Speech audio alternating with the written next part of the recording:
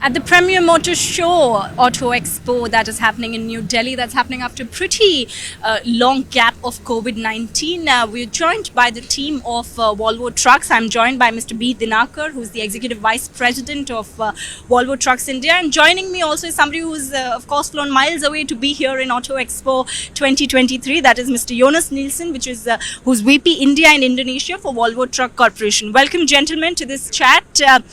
First things first, as my camera pans to what's right behind us is a truck that's based on the LNG power working. So you'll have to tell us more about that. What is this that you're unveiling in today's expo? The Volvo tractor 4x2 LNG powered. That is what is unveiled today, and this is put into commercial trials in express cargo logistics application, where you find that e-commerce goods are being transported across the country in long distances and things like that.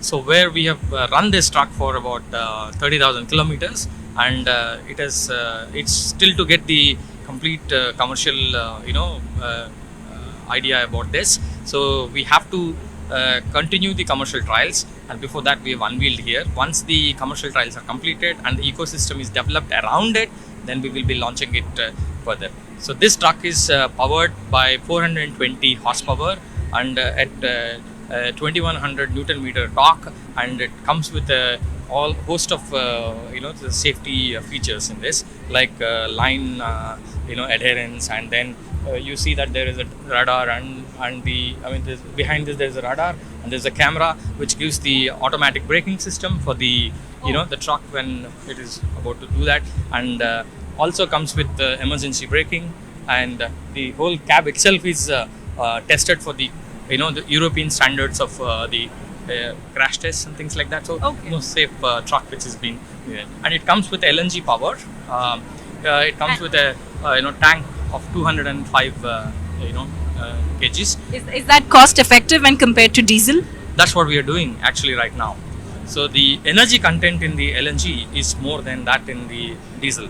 So obviously it will be more fuel efficient for the given the parameter of the kg and the liter of the diesel. But most important is it also reduces the CO2 emissions by around 20-25%. So in a sustainable energy and alternative fuels, when we look at it, LNG is the first step, and which can run for the long run or long haul distances of 1000 kilometers range, which we are looking at it. And once the commercial trials are completed and the LNG network is developed to suit these long haul distances, and then it will be launched commercially in India. That's great. Before I go to Jonas, I must ask you this question.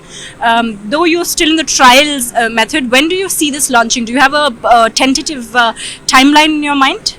Yes, for us, this is the first step towards the alternative fuels, and we have all other solutions available globally with Volvo. However, the commercial trials depend on the LNG network coming up also along with it. So I cannot give you a definite timeline, but I hope the government, whatever the decisions they're taking on developing this LNG network in India, what we heard from all the stakeholders, like all the government representatives and the other stakeholders there, it is likely to grow, and it is likely to be suitable to our LNG ambitions which we have in the alternative fuel ecosystem. Got it. Okay, thank you very much on that. Trying to understand a bit from the global perspective, but before I go to that, I must ask you, how do you like it here at Auto Expo, and have you been here before? It's my first time at Auto Expo in particular, actually, and I haven't had a chance to see all stalls yet, but it seems that there's a lot of excitement and a lot of new sustainable solutions being presented here at the exhibition, and not least here in the Volvo and Eicher stall, of course. Right. So just adding on to what Dinakar presented about the LNG truck that we are presenting here today, is that 20% CO2 reduction, and that's fantastic in itself. But if you consider the possibility to run it also on biogas, you can actually have a 100% CO2 reduction. That means it is a completely sustainable solution available today, and India is, I think, from my past experience working with India, it's often discussions the need to have an indigenous fuel and the lack of having a fossil fuel or the minerals to make batteries, etc. But there is a lot of waste products generated from a huge population, and there is also a big agricultural sector. The rest products from the agricultural sector can be used to make biogas. So why not utilize that, and let's run on biogas in the future. Great. One last question before we end this. How do you see from a global perspective, because you also represent Indonesia, which is again one of the important countries in Asia, how do you see the auto sector space, the whole automotive sector space emerging across these developing economies? Of course, I think it is an opportunity right now that the automotive sectors are leapfrogging. I mean, several of the steps that companies have taken in Europe is now possible to bridge due to the changes in technology.